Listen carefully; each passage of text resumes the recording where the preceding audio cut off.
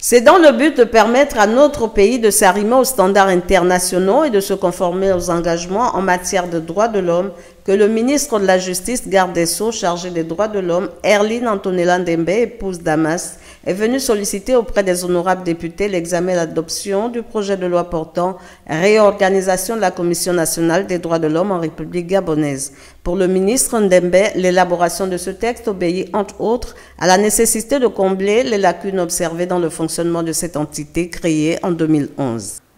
C'est donc pour combler toutes ces lacunes, redynamiser cette commission essentielle au fonctionnement de l'état de droit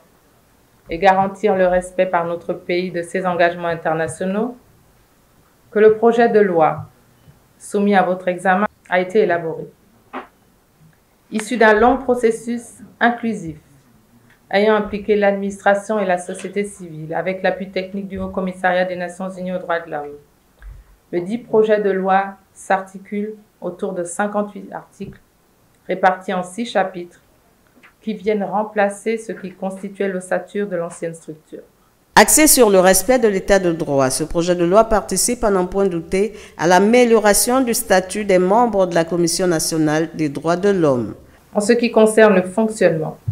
le projet de loi envisage le renforcement de l'indépendance de la Commission avec la consécration de son autonomie de gestion budgétaire qui se matérialisera par l'inscription dans la loi de finances d'une ligne budgétaire propre gérée par un comptable public désigné à cet effet. Cette indépendance est aussi renforcée par le fait que, dans le cadre de ses missions,